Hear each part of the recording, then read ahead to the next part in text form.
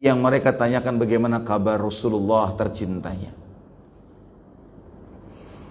Maka wajar ya, ada seorang ibu ya, ada seorang ibu yang menyerahkan anaknya di usia 10 tahun yang diniatkan, ya Rasulullah, aku serahkan anakku kepadamu,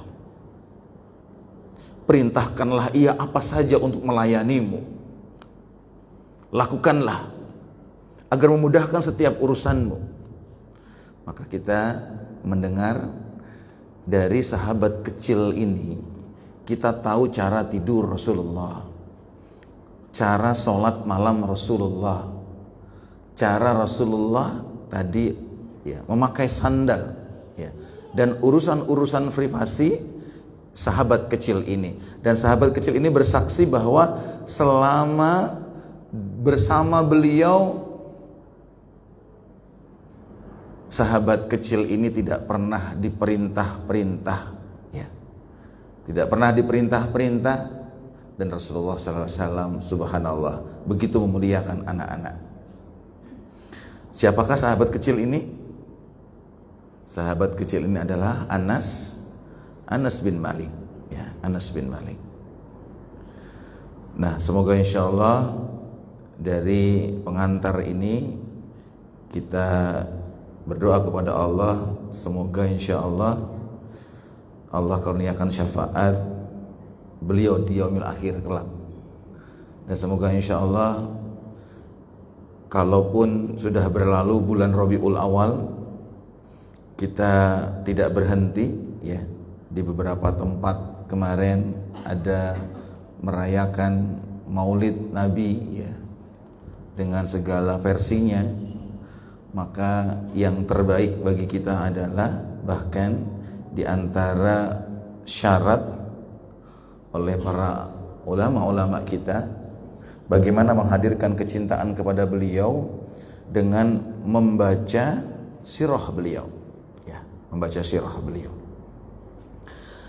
Bunda yang dirahmati Allah, alhamdulillah sore hari ini dari 2 hari Kak Ari berada di kota tercinta ya, kota di mana menjadi saksi Kak Ari berjuang ya, jauh dari kedua orang tua, tinggal bersama Pak D dan Bu D ya, memilih bersekolah di kota Balikpapan ini, memisahkan diri dari 5 saudara yang lain yang jauh di sana.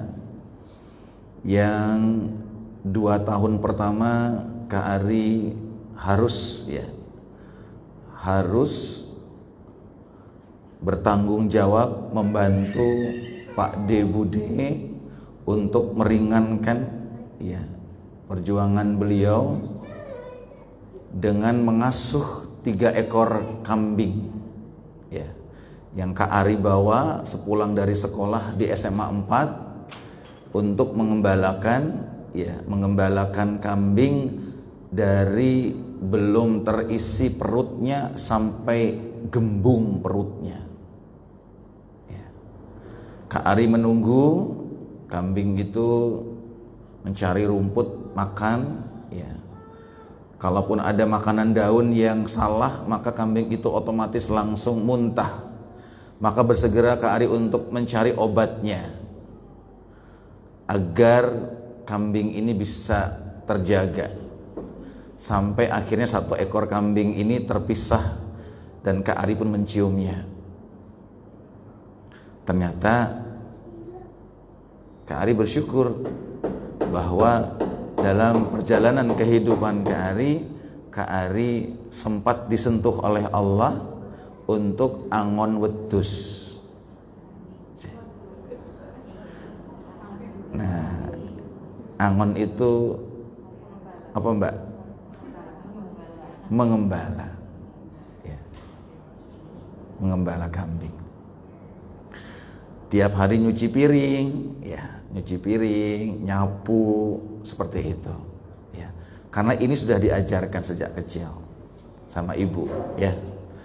Dan adik keempat Kak Ari yang perempuan, yang hari ini tadi safar ke luar kota. Ari-arinya itu ya yang membersihkan Kak Ari ya. Jadi sejak kecil sudah di depan mata itu biasa ngomong ya. Bahkan melihat ibu, subhanallah ya, melihat ibu wirawiri kesakitan, sudah kontraksi ya, akhirnya ketuban pecah seperti itu, dan dengan izin Allah ya lahirlah adik yang keempat ya. Dan persis 3 bulan yang lalu, bulan Juli, insya Allah masih di bulan Zulhijjah ya, dari ikhtiar PBAC kelahiran normal, karena setahun sebelumnya di saat puncak-puncaknya COVID ya, Kak Ari kehilangan ya seorang anak yang disangka itu hamil sesuai, posisinya di rahim ya, ternyata di luar kandungan, sehingga harus diangkat satu dan dokter mengatakan kecil kemungkinan kalau punya anak lagi. Tapi dengan izin Allah setahun kemudian, atas niat yang kuat dari istri ya, ketika Kak Ari mendapat hadiah umrah ya dari seorang jamaah, maka ketika pamit, istri surprise itu minta doa. Bi, doakan Umi, semoga Allah berkenan menitipkan amanah satu lagi ya. Alhamdulillah kemarin bulan Zulhijjah lahir anak kelima. Dari ikhtiar awal pingin normal seperti itu ya, ketemu dengan dokter senior yang pro normal ya, laki-laki, dan saya berpesan tidak disentuh. Alhamdulillah beliau juga paham soal itu di JIH ya, di Jogja International Hospital ya, di Jogja. Lalu bertemu dengan dokter-dokter senior juga ya, alhamdulillah. Di last limit karena kondisi yang begitu beratnya, sama seperti yang sebelumnya, yang saat tadi kehamilan di luar kandungan tadi, Kak Ari dengan terpaksa sambil menangis menandatangani kecil kemungkinan sang istri bisa hidup, karena kondisi HB-nya, kondisi masuk ke dalam ruang operasi dalam kondisi 4 HB-nya. 4 itu sudah hampir habis ya. Tapi la haula wala quwata illa billah ya, Masya Allah. Maka semoga kisah-kisah kehidupan ini bisa kita ambil ibrahnya ya, kita ambil ibrahnya. Nah, alhamdulillah. Gimana Bunda, kondisinya sehat? Balikpapan sama ya, kemarau panjang, panas, susah air ya, subhanallah. Maka yang perlu dilakukan oleh ibu adalah seperti Ibunda Hajar, sa'i. Apa makna sa'i?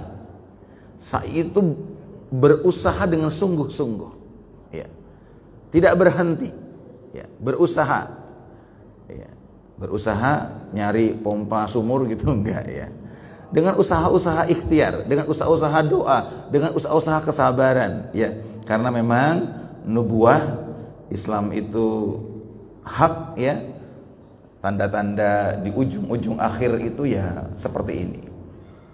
Maka kita sudah nggak kaget besok kalau di hari akhirat lebih panas lagi. Semoga ini menjadi ibrah kita ya. Kayak gini aja kita kadang-kadang subhanallah peliket ya, karena nggak mandi. Bayangin besok ya, berhari-hari, 1 hari di akhirat, 1000 tahun di dunia. Bayangin matahari begitu dekatnya, maka wajar saja logikanya pasti keringat keluar. Dan luar biasanya Allah itu, maka keringat itu besok akan sampai kepada setiap pinggulnya, bahkan sampai setiap hampir mengenai lehernya karena basah oleh keringat. Ya. Tapi ada orang-orang yang 7 golongan yang dinaungin. Ya. Kalau perempuan yang awal yang tidak merasakan hal-hal demikian, ya, karena langsung ya dibawa, ya, karena perempuan. Saya nanti akan mentor.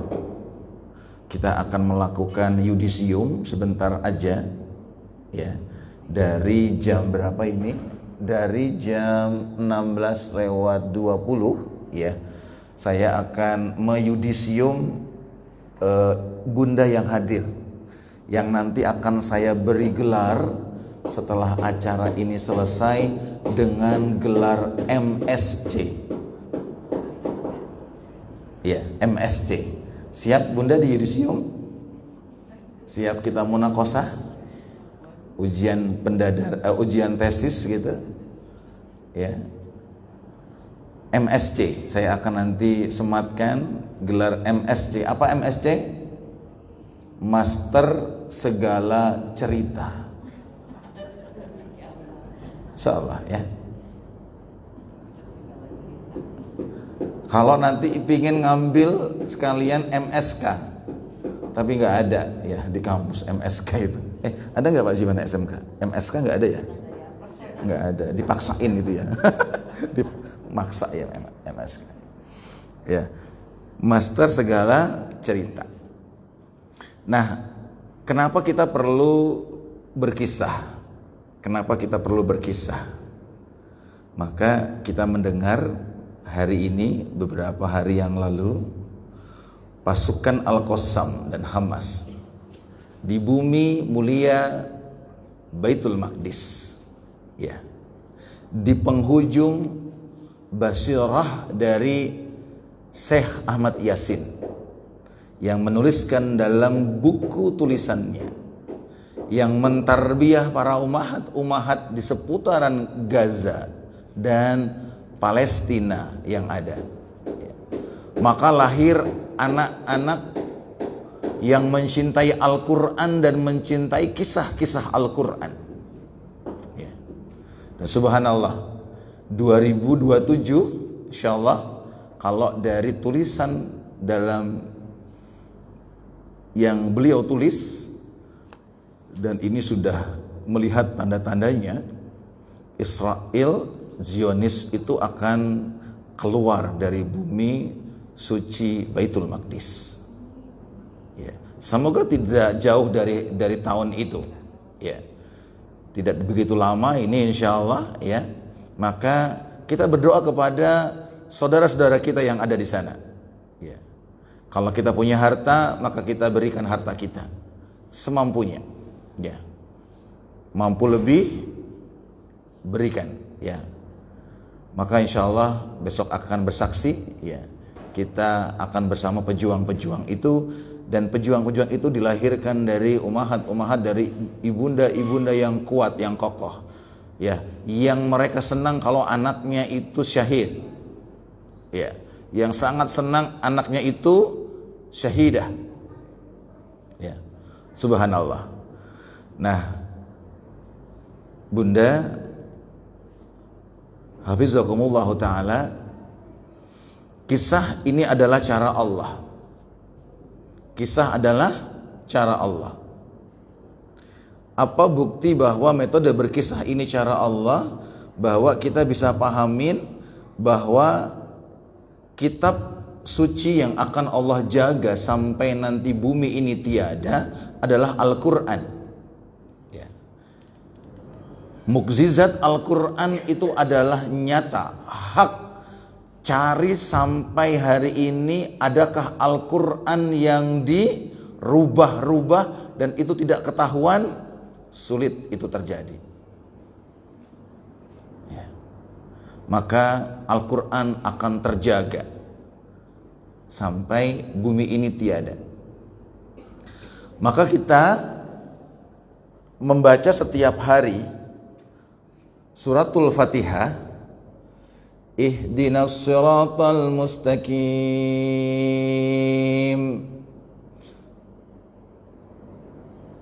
Semoga kita paham ketika kita membaca ayat ini, masuk ke dalam diri kita keyakinan bermohon hanya kepada Allah.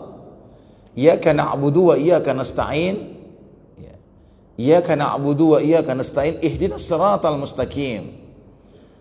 Sebelumnya kita meminta kepada Allah dengan memujinya dan hanya berserah diri kepadanya. Iyyaka na'budu, hanya kepadamu ya Allah kami menyembah. Wa iyyaka nasta'in, hanya kepadamu lah kami meminta pertolongan. Lantas Allah bertanya, apa yang kau minta? Ihdinas siratal mustaqim, tunjukilah kami ya Allah yang setiap hari membaca Al-Fatihah paling tidak 17 kali dalam salat wajibnya, belum ditambah dengan salat sunat nafilahnya, salat sunnahnya. Namun terkadang kita masih belum paham makna ayat ini. Apa yang terbayang di dalam benak kita jalan yang lurus.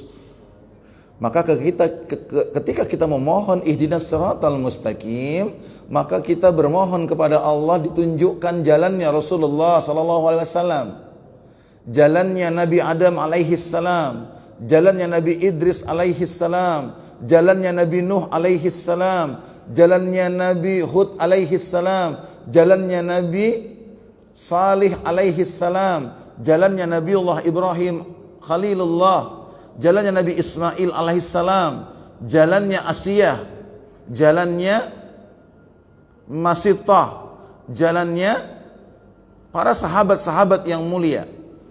Karena apa? Karena Allah menunjukkan. Apa yang dimaksud jalan yang lurus? Jawabannya adalah siratal ladzina an'amta alaihim. Siratal ladzina an'amta alaihim, yaitu jalannya orang-orang yang diberi nikmat. Orang-orang yang diberi nikmat.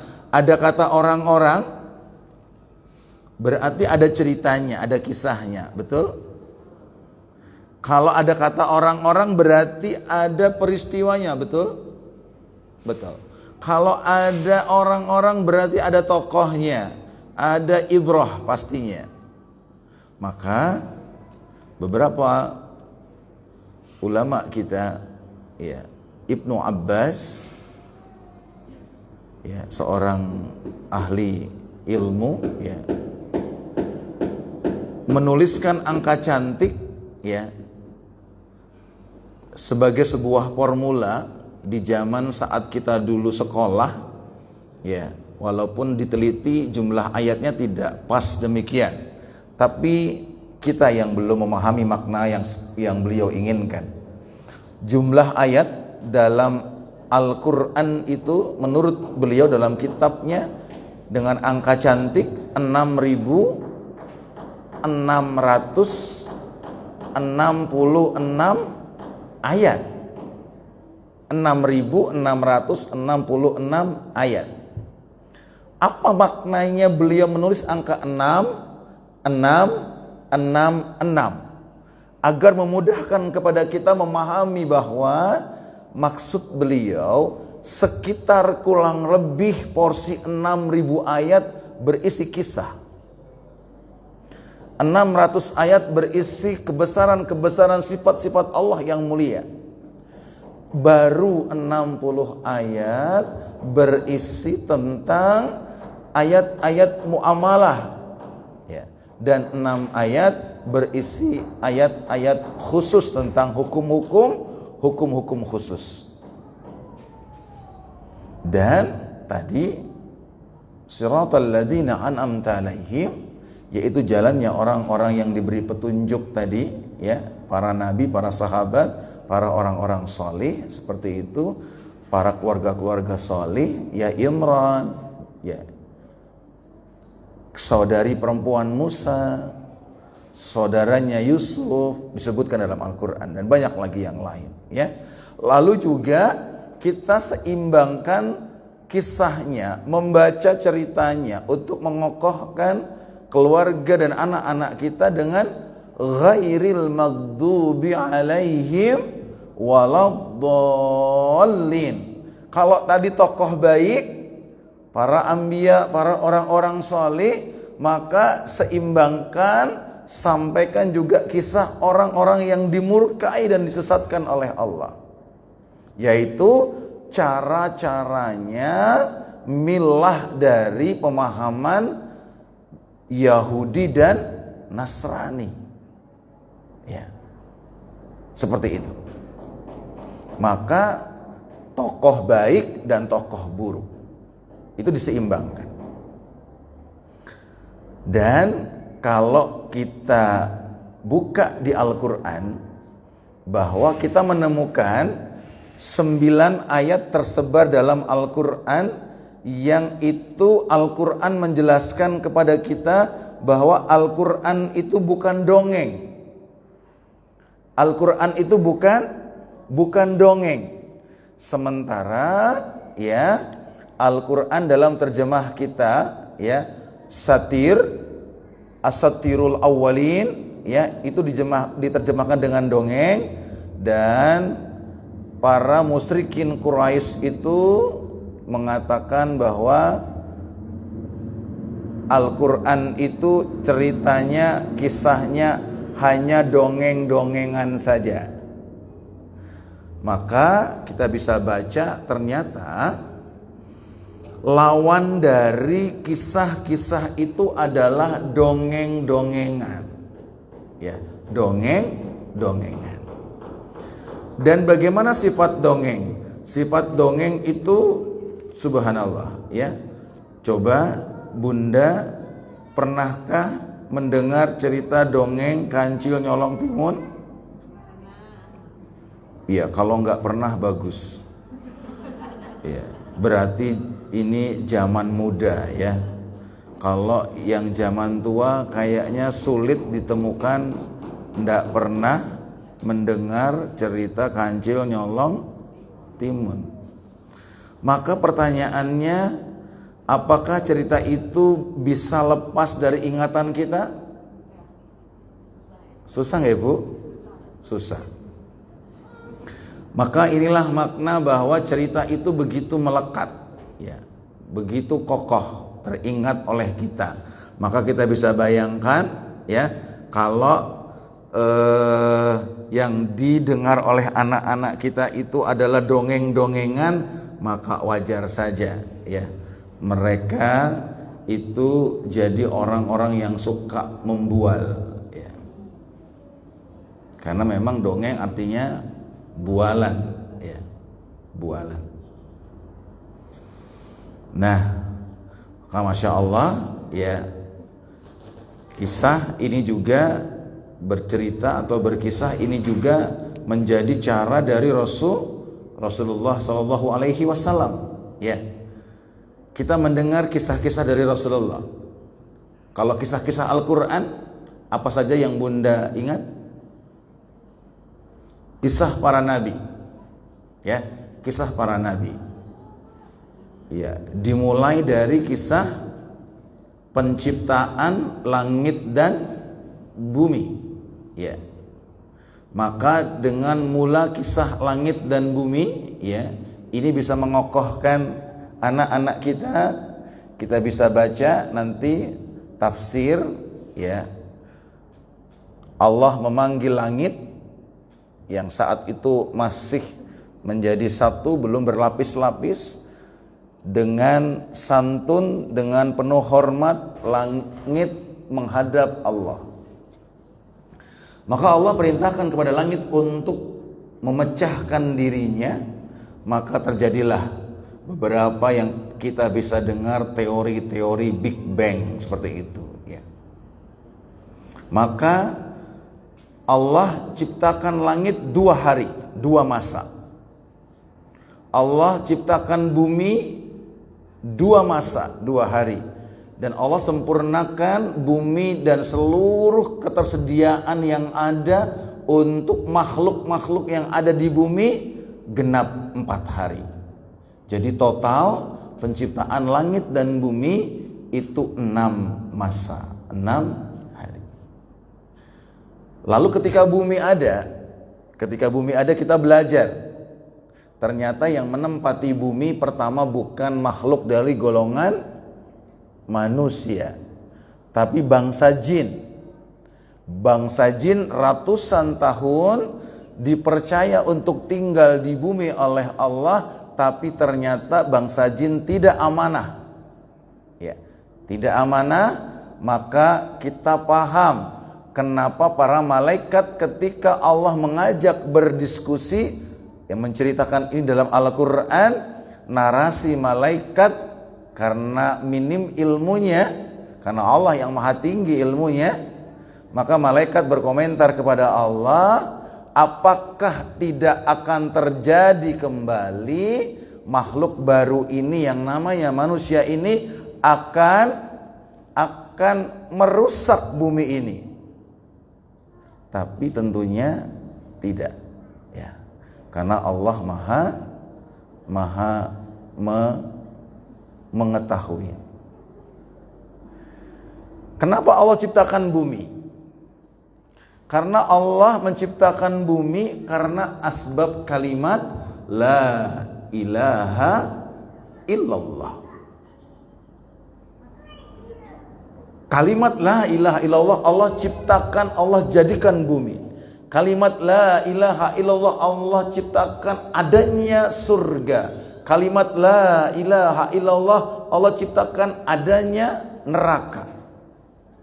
Maka bumi ini menjadi tempat manusia itu dikembalikan kepada kalimat la ilaha illallah. Maka siapapun manusia yang beriman kepada kalimat la ilaha illallah yang dibawa oleh utusan-utusan Allah, maka dia surga. Dan siapapun orang yang tidak percaya kalimat la ilaha illallah, maka itulah kenapa neraka dibuat. Maka ini jadi kisah, ya, jadi kisah. Lalu Allah ciptakan Nabi Adam alaihis salam, ya. Allah ciptakan Nabi Adam alaihis salam, yang kita insya Allah besok disifati seperti Nabi Adam, ya. Saya besok nggak ketemu bunda yang kayak gini tingginya, ya. Bunda besok tingginya nggak seperti ini, bunda. Bunda tingginya 60 hasta, sekitar 30 meter tingginya. Kenapa? Karena wajar, ya. Surga itu jembar banget. Bunda tahu jembar banget? Luas banget, ya, luas sekali. Bahkan Masya Allah, ya. Nah, Nabi Adam alaihissalam diciptakan di surga, ya, dari Allah langsung. Yang mohon maaf, ada sebagian manusia yang begitu kagum dengan Nabi Isa alaihissalam, ya, karena Nabi Isa itu dilahirkan tanpa seorang bapak. Makanya keren banget kata mereka. Makanya mereka mengimaninya karena kejadian itu. Mereka masih percaya, pikiran mereka beriman kepada Nabi Isa sebagai anak Tuhan. Karena keren banget, bisa lahir tanpa seorang bapak. Mestinya mereka kalau mau teliti lagi, mereka lebih memilih Nabi Adam mestinya. Karena Nabi Adam lebih keren. Ada tanpa bapak dan ibu. Iya enggak? Coba kalau ketemu dengan mereka yang debat kita kayak gitu, ya. Kenapa kamu kok beriman kepada Nabi Isa dikatakan anak Tuhan, atau kalau Allah versinya kan anak Tuhan, ya. Kalau mereka mengatakan Trinitas seperti itu karena kemuliaannya, salah dong gitu. Mestinya Nabi Adam kan hebat, gak punya ibu, gak punya bapak, tring langsung jadi. Ya itulah, sampai akhir kiamat nanti ada, ya. Nah, Nabi Adam diciptakan di surga, subhanallah. Lalu Nabi Adam diajarkan kalimat-kalimat Allah, nama-nama benda, ya. Ketika Nabi Adam ditiupkan ruhnya, kun fayakun, lalu Nabi Adam bergerak, matanya mulai terbuka, ya. Nafasnya sudah mulai tampak dan bibirnya bergerak. Lisannya bergerak, lalu mengucapkan kalimat yang bergema, terdengar oleh malaikat-malaikat yang mulia yang melihat kejadian penciptaan itu. Ya. Lalu Nabiullah Adam alaihissalam mengucapkan kalimat apa Bunda? Ucapan pertama Nabi Adam? Apa? Hore gitu. Bukan. Yang beliau ucapkan apa? Bukan subhanallah. Beliau mengucapkan alhamdulillah. Langsung Allah install kalimat ini dalam diri Nabi Adam, keluar alhamdulillah. Maka malaikat kagum dengan kalimat ini.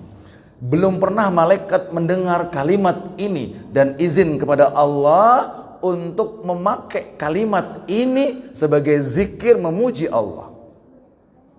Lalu begitu bergerak ruh ini menelusuri setiap sisi tubuh Nabi Adam, maka Nabi Adam bergegas. Begitu sampai ke kaki, Nabi Adam buru-buru, Nabi Adam segera maju ke depan karena begitu banyak kenikmatan yang dilihat oleh mata Nabi Adam. Dan Nabi Adam begitu belum rampung nih masuk itu langsung mau maju dan Nabi Adam terjatuh. Maka kita mendengar bahwa sifat manusia itu tergesa.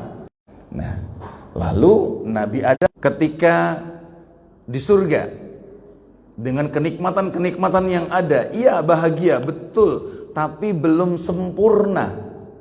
Karena apa? Karena masih sendirian. Maka itulah Allah ciptakan bumi, ya. Allah tahu Nabi Adam gak bahagia, ya.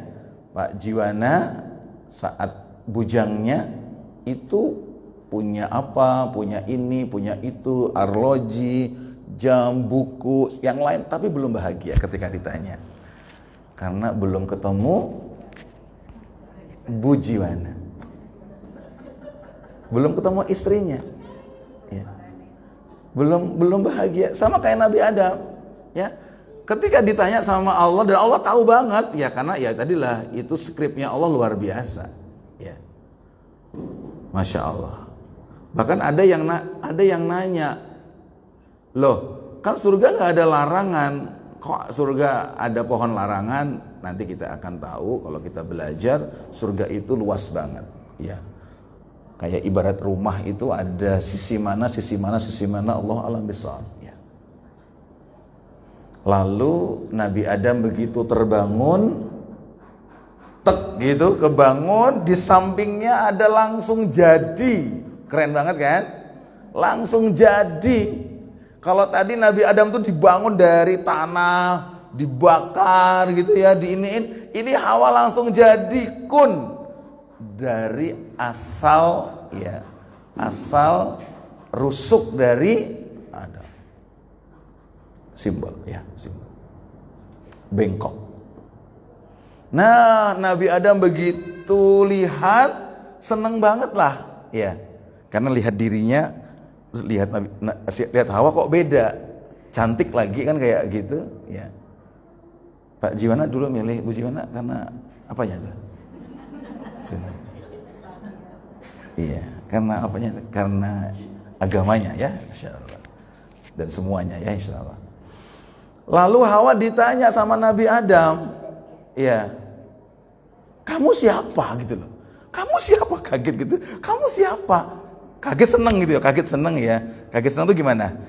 Mundur tapi mau maju gitu kan ya. Kamu siapa? Dan Hawa jawab gimana Bunda? Dalam riwayat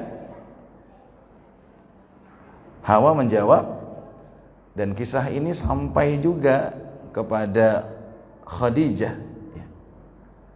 Masya Allah. Sehingga sifat-sifat itu Masya Allah.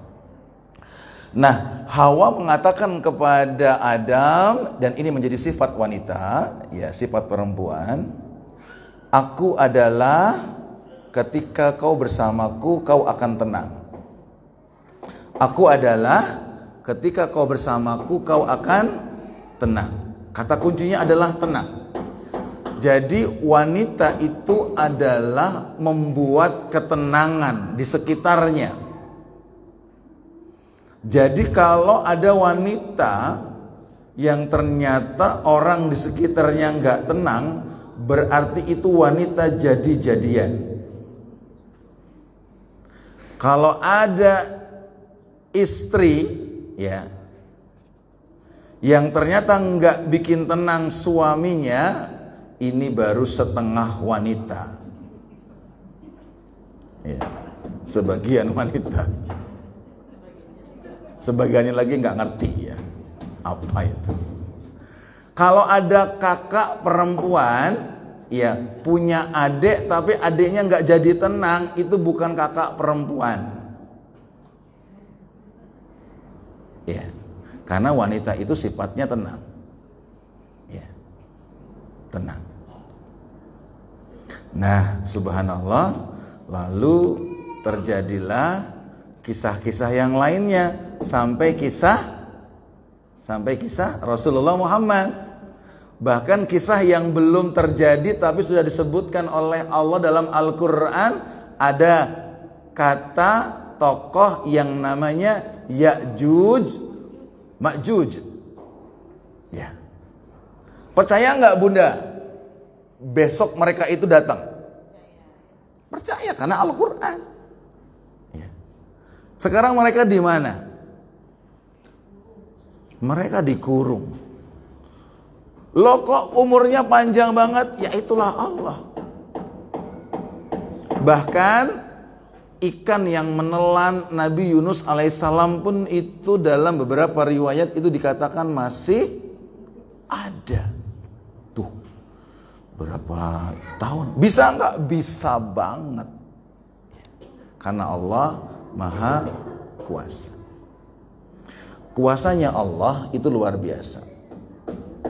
Mestinya saya besok itu diminta ngisi, saya gantikan kepada teman saya dari Jogokarian juga, ya. Ada dokter bedah senior, ya, direktur rumah sakit daerah dan direktur rumah sakit PKU Muhammadiyah Sukoharjo, ya, punya pasien ibu-ibu, ya.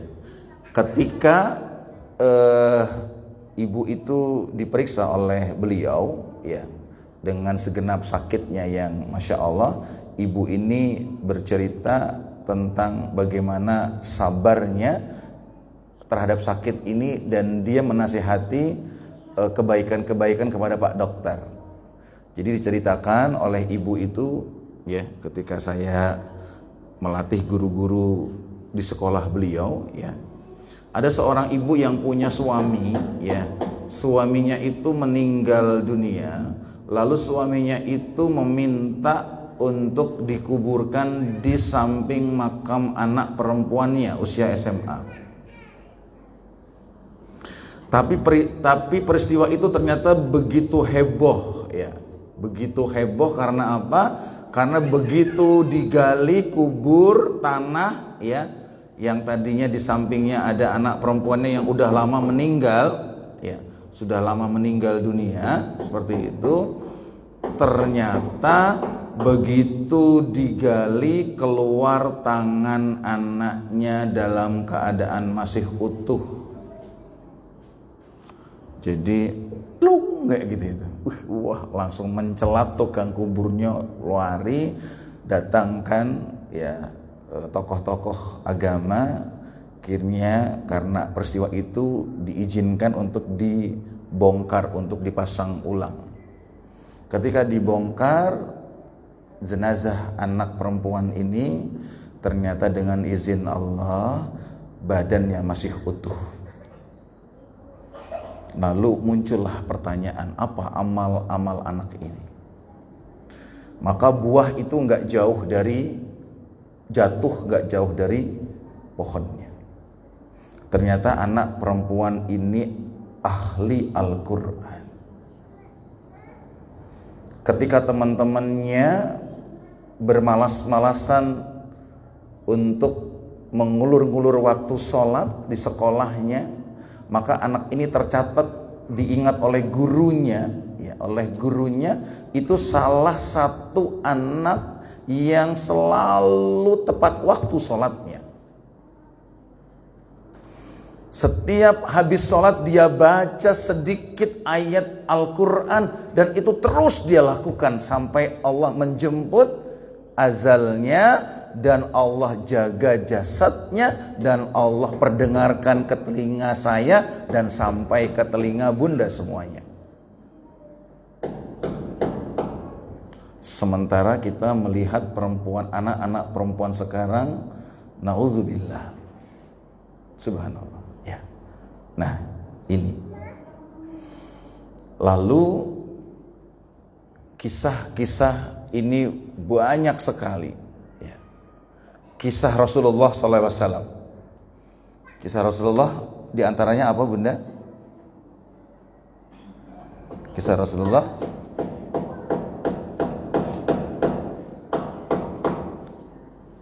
Apa? Kalau Isra Mi'raj itu dari Al-Quran. Ya, ada cerita dari Al-Quran. Ya. Kalau Rasulullah mengajar para sahabat, ada kisah. Apa? Ada seekor kera yang bisa bicara dengan tuannya. Ya. Itu Rasulullah. Ada umat terdahulu yang punya kera, yang tuannya ini pedagang, lalu mencampurkan dalam dagangannya sesuatu yang menjadikan dia untung banyak. Untungnya banyak, tapi dengan cara curang. Lalu sang tuan ini membawa keranya dalam kapal, dalam peti-peti uang gitu, maka sang monyet ini ngambilin uang, ya, lalu buangin ke laut, lalu ditangkap, dihalangin sama tuannya, dan monyet ini bicara, ini sebagian uang yang tidak halal untukmu. Ada ceritanya. Lalu ada yang menangis, terseduh-seduh, nangis banget. Sampai Rasulullah nanya, kalian mendengar gak ada yang nangis? Enggak. Ternyata siapa yang nangis? Pohon kurma, ya. Pohon kurma yang biasa dipakai untuk mengajar Rasulullah, khutbah Rasulullah. Lalu mau diganti seperti itu, ya, Masya Allah. Bisa nggak tuh? Bisa, ya, bisa. Yang sudah ada nasnya itu bisa. Lalu ada batu yang bisa ngomong. Ada? Ya. Sebelum Rasulullah ada batu yang bisa ngomong. Kisah Nabi siapa? Nabi siapa, Mbak? Nabi Daud alaihissalam. Betul sayang, ya. Kisah Nabi Daud, ya. Batu yang dipakai untuk melempar, ya, orang besar itu siapa, Mbak, namanya, Mbak? Jalut, ya. Itu ngomong dulu, diambil oleh Nabi Daud, dan Nabi Daud melempar. Dan suatu ketika putra dari Nabi Daud, siapa, bunda, namanya? Nabi Daud punya putra namanya siapa?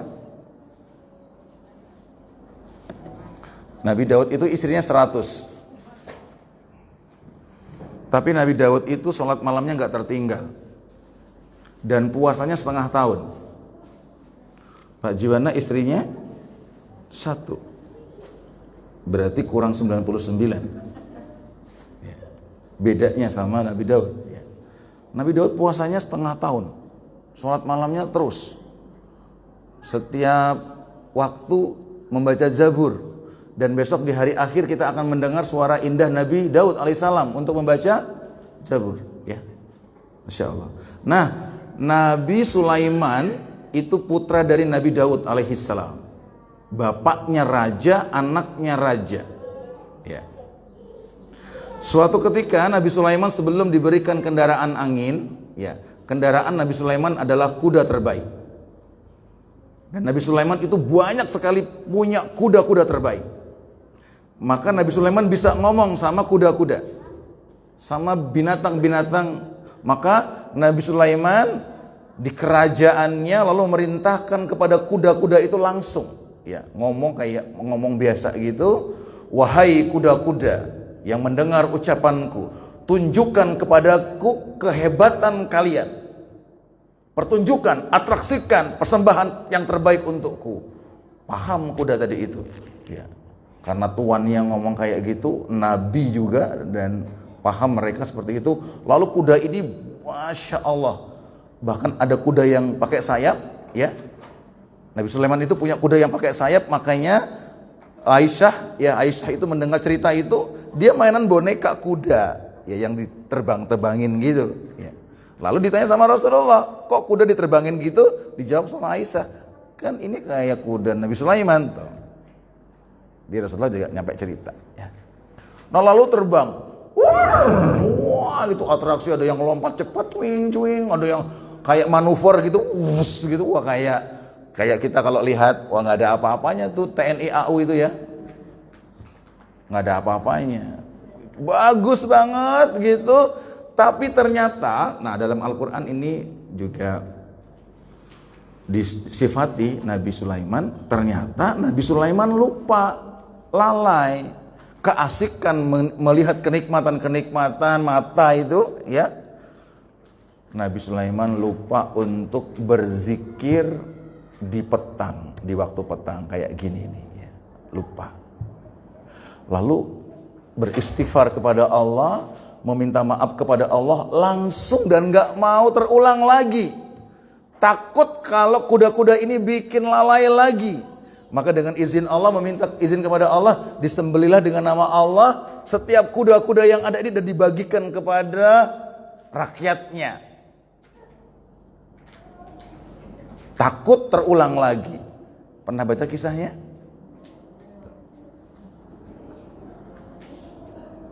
Maka Allah gantikan dengan angin yang dipanggil, lalu angin tadi itu menaungi dan Nabi Sulaiman berada di atasnya, ya. Jadi mohon maaf, ya, Sun Gokong itu, Awan Clinton itu, ya, itu ngikut Nabi Sulaiman itu, ya. Jadi karena mereka sinaunya gitu, ya, belajar. Nah, Masya Allah, Bunda semuanya, banyak sekali kisah-kisah yang luar biasa, yang pastinya karena Allah yang menciptakan seperti itu dalam Al-Quran. Maka ini menjadi tugas kita, ya, menjadi magister segala cerita Quran. Siap? Saya wisuda?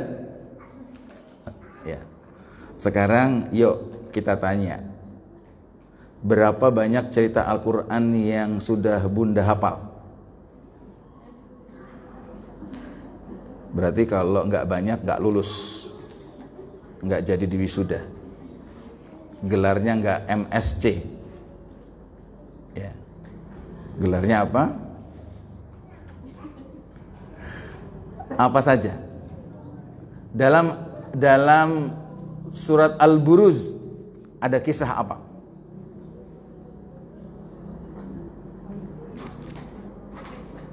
Ada kisah? Iya, ada kisah Ashabul Ukhdud. Ada kisah Ashabul Ukhdud, ya. Lalu dalam juz 30 itu ada kisah-kisah apa saja? Jadi sambil kita mengajarkan hafalan ke anak-anak kita mengajarkan kisah-kisahnya. Surat Al-Falaq dan An-Nas itu gimana kisahnya? Surat Al-Ikhlas gimana kisahnya? Tetot, wah nggak lulus berarti ini. Surat Al-Lahab gimana kisahnya? Abu Lahab. Gimana kisahnya Abu Lahab? Iya. Iya, tapi kisahnya gimana caranya? Mengkisahkannya gimana? Nah, itu ya. Lalu kisah-kisah yang lain, Al-Fil, ya, ada kisahnya. Masya Allah, ya. Banyak yang lain juga. Nah, ternyata kisah-kisah Al-Quran begitu banyak. Maka mari kita hiasi rumah-rumah kita dengan kisah-kisah ini. Karena kisah-kisah inilah yang akan mengokohkan jiwa anak-anak kita, ya. Di mana saat ini kisah-kisah ini sudah mulai ditiadakan, ya. Lalu apakah Bunda semuanya mengingat siapakah nama cucu dari Kanjeng Ratu Tegalrejo? Siapa yang pernah baca Kanjeng Ratu Tegalrejo yang sampai sekarang daerahnya masih ada di kota Jogja? Yang Kanjeng Ratu Tegalrejo ini pernah dikasih buku, covernya itu kulit murbei, ya, halamannya 3040. Di halaman sampul, lalu di halaman dalam, di awal itu ditulis persembahan untuk Kanjeng Ratu Tegalrejo. Beliau adalah istri dari Sultan Hamengkubuwono, ya. Beliau adalah putri dari Raja Bima yang punya keahlian panah sangat hebat, yang punya keahlian berkuda sangat hebat, dan beliau membaca buku Serat Menak Amir Hamzah. Serat Menak Amir Hamzah. Apa isi buku itu? Isi buku itu adalah kisah tentang Rasulullah dan kisah pamannya Rasulullah, Sayyidina Hamzah. Lalu diceritakan kepada cucunya. Siapa cucunya? Raden Mas Onto Suwiryo. Siapa yang tahu? Kita mengenalnya siapa? Pangeran Diponegoro. Maka wajar kalau kolonial itu nggak berhasil mengalahkan Pangeran Diponegoro karena cerita yang dibacakan oleh simbahnya itu tentang Rasulullah dan Hamzah. Wajar banget. Karena begitu terinstal bagaimana Hamzah itu singanya Allah, ya. Maka wajar habis-habisan itu Belanda dan sekutunya itu perang Jawa. Karena ceritanya itu keren banget oleh simbahnya. Nah, yang punya putu, yang punya wayah, cucu seperti tadi simbahnya Pangeran Diponegoro, bacain juga, ya. Makatan insyaallah kita bisa sharing-sharing. Semoga Allah mudahkan. Dan poinnya adalah kita membiasakan bagaimana membacakan kisah-kisah ini untuk menguatkan, mengokohkan anak-anak kita, ya, anak-anak kita. Semoga. Ya, alhamdulillah, masya Allah, ya. Menohok sebetulnya. Jadi malu karena ternyata masih sangat sedikit hasanah tentang kisah-kisah yang sudah Allah hadirkan. Sebetulnya untuk kita bisa membangun karakter dari anak-anak. Baik Umahat, dipersilahkan kepada para Umahat yang mungkin ada pertanyaan yang ingin disampaikan. Bagaimana Umahat, silahkan. Ini kesempatannya langka, insya Allah. atau masih dipikirkan barangkali pertanyaannya? Bapak ada yang bertanya? Ada nggak, Mbak?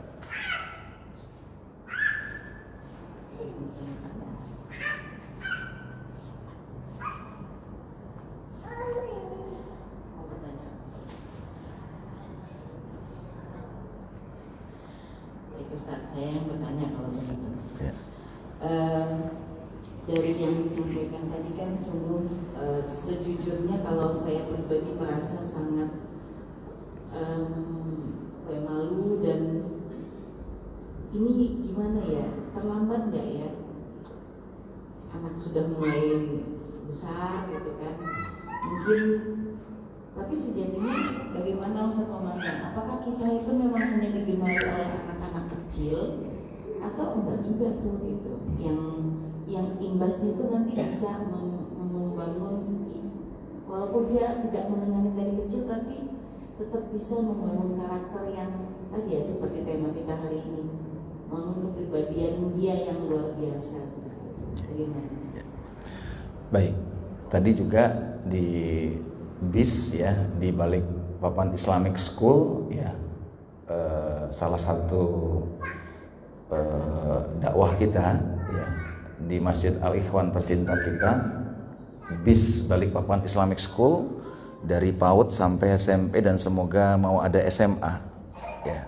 Semoga kita dimudahkan untuk mensupportnya, karena ada BIS yang bisa membawa kita ke surga. BIS apa itu? Bismillah dan Balikpapan Islamic School ya. Semoga insya Allah ya. Bunda, nggak cuma anak-anak, bahkan tadi kita sepakat di awal bahwa Al-Quran itu isinya kisah ya, orang-orang terdahulu. Coba yang pertama mendengarkan kisah Al-Quran ini siapa? Nabi Muhammad diteruskan kepada siapa? Para sahabat. Para sahabat usianya berapa? Para sahabat usianya seputaran usia Rasulullah. Abu Bakar, Umar, bahkan ada yang lebih kecil ya, seperti itu.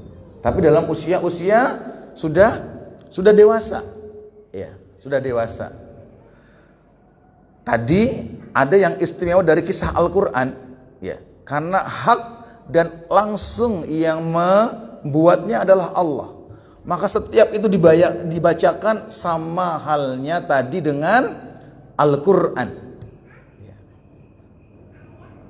Wa idza quri al-Qur'an fastami'u wa ansitu la'allakum turhamun. Ketika kisah Al-Qur'an dibacakan, dengarkan, simak, perhatikan, maka kekuatan-kekuatan kisah-kisah Al-Qur'an itu akan masuk. Itulah yang dihadapi oleh para sahabat. Maka kita mendengar asbabul nuzul di antara turunnya surat Yusuf ya. Yang nama seorang nabi dijadikan nama surat seperti itu, dan keren banget suratnya. Surat keberapa coba? Surat 12 itu hubungannya dengan Nabi Yusuf apa? Anaknya Yakub itu 12. Ya. Maka Yusuf itu punya 11 saudara. Satu Yusuf 12. Saudaranya saudaranya itu salah gitu ya. Tapi ternyata subhanallah kesalahan saudaranya itu diampuni dengan satu Yusuf.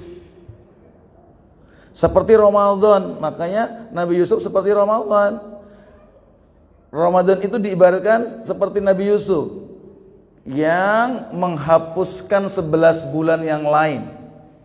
Tuh ada kajian-kajian yang seperti itu. Nah, ada keluarga Yasir. Keluarga Yasir, lalu Bilal bin Rabah, lalu para sahabat-sahabat yang dari kalangan-kalangan bawah itu masuk Islam. Maka apa yang terjadi dari kalangan-kalangan bawah itu hampir tiap hari di sisi-sisi kota Mekah itu ada penyiksaan. Kita lihat siksaannya Yasir. Yasir diikat di tiang, diterik matahari yang sangat panas sekali. Lalu dibuka bajunya dan dicambuk di depan orang-orang. Ya, wah, ketawa dia. Dicambuk, berdarah seperti itu, mereka ketawa-ketawa gitu. Terus para sahabat itu tuh melaporkan Rasulullah, Rasulullah sabar Yasir. Ya, sabar, keluarga Yasir sabar dan surga bagimu. Sumayyah itu dipukul sama Abu Lahab ya.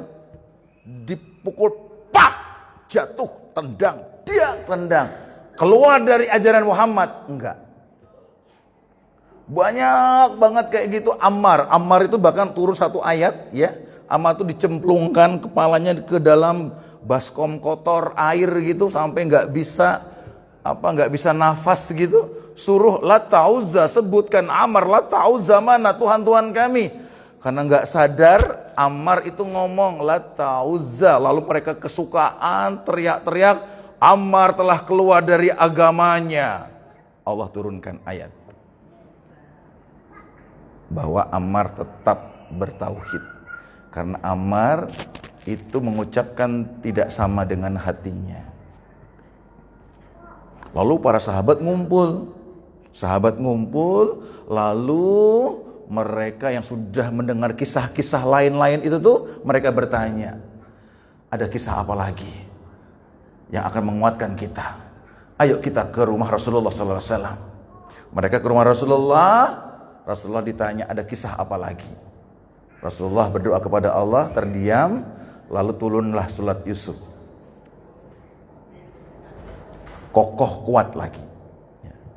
Karena sifat dari 13 fase Mekah, 13 tahun fase Mekah, itu surat Makkiyah.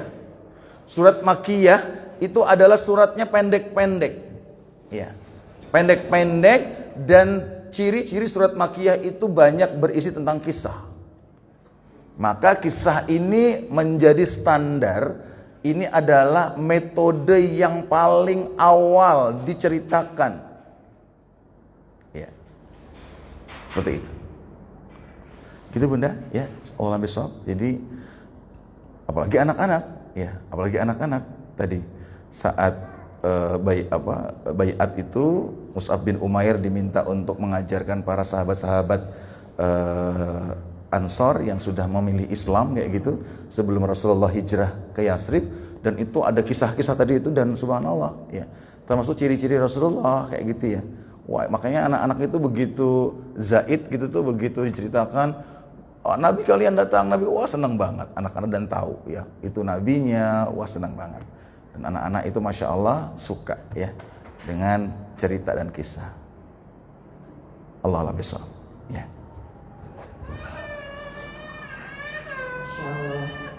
Bagaimana Bunda? Apakah ada yang mau bertanya?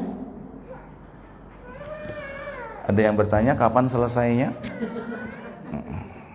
Kita selesaikan sekarang ya. Baik. Gini, saya mau nanya sama Bunda. Oh, Bunda nanya ya, silakan. Assalamualaikum warahmatullahi wabarakatuh. Waalaikumsalam. Ustaz Afwan, Anda mau bertanya.